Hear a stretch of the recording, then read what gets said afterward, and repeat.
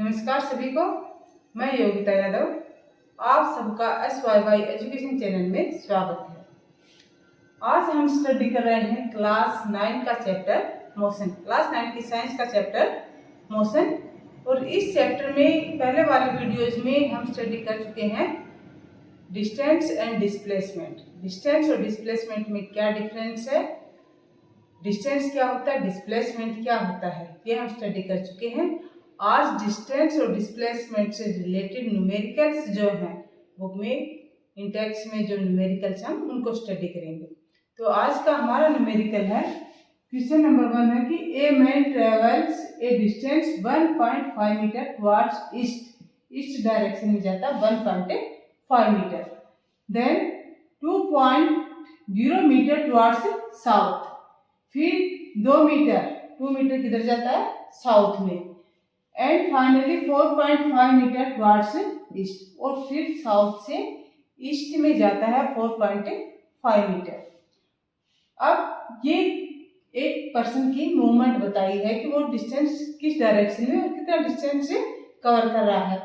अब इस स्टेटमेंट से रिलेटेड यहाँ पर 2 क्वेश्चन दिए गए हैं। पहला तो ये कि what is the total distance travel, कि इस पर्सन ने टोटल कितना डिस्टेंस ट्रेवल किया। दूसरा क्वेश्चन है व्हाट इज रिजल्टेंट डिस्प्लेसमेंट, कि जो रिजल्टेंट डिस्प्लेसमेंट है वो कितना है, ये बताना है हमें इस क्वेश्चन में।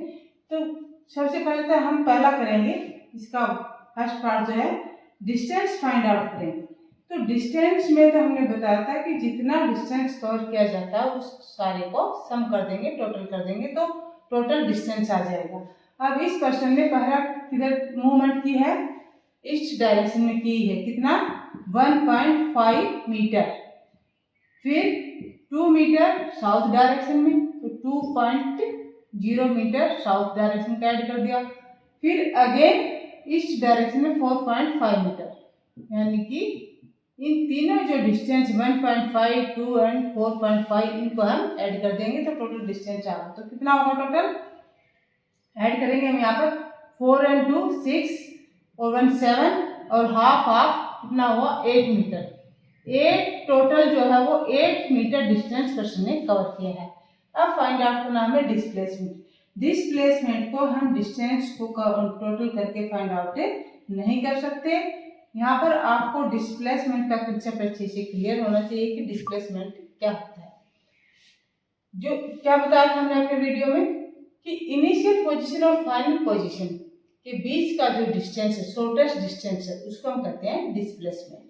तो अब इस पर्सन का रिजल्टेंट डिस्प्लेसमेंट फाइंड आउट कैसे करेंगे, उसके लिए हमें इसकी मूवमेंट का मैप ड्रॉ करना होगा। तो मैप मैं ड्रॉ करूँ, आपको समझाऊं, उससे पहले आप सभी मेरे चैनल को सब्सक्राइब कर लीजिए ताकि नेक्स्ट वीडियो का नोटिफिकेशन आपको तुरंत मिले और कोई भी वीडियो आपका मिस ना हो। अपनी जो स्टडी है साइंस की वो कंटिन्यू आपकी हो, बहुत अच्छे से आपकी तैयारी है। तो चलो मैं बताती हूँ आपको कि इसका जो मूवमेंट का मैप है पर्सन का वो किस प्रकार से ड्रॉ करेंगे। तो सबसे पहले जब कोई भी मैप आप ड्रॉ करें उसके लिए सबसे पहले क्या होता है, कन्वीनियंट स्केल यूज करना होता है। तो यहाँ डिस्टेंस हमारे पास मीटर में है तो हम कन्वीनियंट स्केल यहाँ पर यूज करेंगे कि 1 centimetre is equal to 1 metre. ये कन्वीनियंट स्केल ले लिया हमने, 1 सेंटीमीटर को हमने 1 मीटर के इक्वल मान लिया है। अब यहाँ पर डिस्टेंस कितना है, 1.5 मीटर है, यानी कि 1.5 सेंटीमीटर हम इसको मैप पर लेंगे। तो किस डायरेक्शन जाता है, ईस्ट डायरेक्शन। अब अपनी डायरेक्शंस कैसे हैं, मैप में डायरेक्शंस आपको पता है अच्छे से कि ये ईस्ट, ये वेस्ट और ऊपर नॉर्थ और नीचे की ओर कौन सी डायरेक्शन होती है, साउथ डायरेक्शन। तो पर्सन की पहली मूवमेंट पॉइंट ए पॉइंट से पर्सन ने मूवमेंट स्टार्ट किए किधर, तो इसमें पर्सन की मूवमेंट किधर होती है, पर्सन की मूवमेंट है पॉइंट ए से, कितना मूव करता है पर्सन पॉइंट ए से 1.5 मीटर, 1.5 मीटर बी पॉइंट तक ईस्ट डायरेक्शन, कौन सी डायरेक्शन है ये, ईस्ट। फिर इस पॉइंट डी से 2 मीटर साउथ में, इस डायरेक्शन जाता है साउथ में पॉइंट सी, और अब इस पॉइंट सी से फिर से ईस्ट डायरेक्शन में जाता है, कौन सी डायरेक्शन में, ईस्ट डायरेक्शन में कितनी मूवमेंट करता है? 4.5 मीटर। 4.5 मीटर ईस्ट डायरेक्शन में 4.5 मीटर। और ये पॉइंट कहाँ पे पहुंच जाता है? पॉइंट डी पे। कौन सी डायरेक्शन है ये? ईस्ट डायरेक्शन में मूवमेंट है। अब इसका जो रिजल्टेंट डिस्प्लेसमेंट है वो क्या होगा? पॉइंट ए, जो कि स्टार्टिंग पॉइंट है, पॉइंट ए से final point D, point A से फाइनल पॉइंट डी के बीच का जो डिस्टेंस है वो क्या होगा? इसका रिजल्टेंट डिस्प्लेसमेंट होगा। पॉइंट ए से पॉइंट डी तक का शॉर्टेस्ट डिस्टेंस। तो पॉइंट ए से पॉइंट डी तक का शॉर्टेस्ट डिस्टेंस क्या होगा? पॉइंट ए से पॉइंट डी का शॉर्टेस्ट डिस्टेंस क्या होगा? उसको हम यहाँ पर ड्रॉ कर देते हैं। ये जो डिस्टेंस, ये जो स्ट्रेट लाइन जो पॉइंट ए को पॉइंट डी से ज्वाइन कर रही है, ये क्या होगा? इसका शॉर्टेस्ट डिस्टेंस होगा, डिस्प्लेसमेंट कहलाएगा। ये क्या कहलाएगा? Resultant displacement, shortest distance between point A and D. अब इसको कैसे फाइंड आउट करेंगे? इसके लिए हमने कन्वीनियंट जो स्केल लिया है 1 सेंटीमीटर इक्वल टू 1 मीटर, इस हिसाब से हम एक मैप ड्रॉ करेंगे। तो इस मैप के लिए 1 सेंटीमीटर को हमने 1 मीटर के इक्वल लिया है। तो पहला जो डिस्टेंस कितना है? 1.5 मीटर। तो यहाँ पर हम लेंगे कितना? 1.5 मीटर। यहाँ से 1 से कितना होगा? 1.5 मीटर। ये होगा 1.5 सेंटीमीटर। पॉइंट ए से स्टार्ट हुआ, ये पॉइंट बी से इस डायरेक्शन में। अब 2 मीटर यानी कि 2 सेंटीमीटर। अब कितना डिस्टेंस लेंगे हम यहाँ पर? 2 सेंटीमीटर। ये हो गया हमारा 2 सेंटीमीटर पॉइंट सी। और अब पॉइंट सी साउथ से ईस्ट में कितना है? 4.5 मीटर। तो इसको हम अपने मैप में कितना लेंगे? 4.5 सेंटीमीटर। यहाँ पर हम लेंगे इसको 4.5 सेंटीमीटर। ये हो गया यहाँ पर 1 2 3 4 एंड ये 0.5,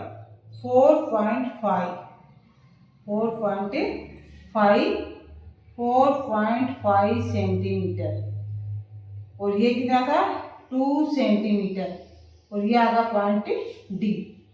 अब पॉइंट ए एंड डी के बीच का जो शॉर्टेस्ट डिस्टेंस है यही है डिस्प्लेसमेंट। रिजल्टेंट डिस्प्लेसमेंट क्या है? पॉइंट ए एंड डी के बीच का शॉर्टेस्ट डिस्टेंस रिजल्टेंट डिस्प्लेसमेंट है। अब इसको हम मेजर कर लेते हैं, ये कितना आएगा? तो अब इसको जब हम मेजर करेंगे तो ये कितना आएगा हमारा?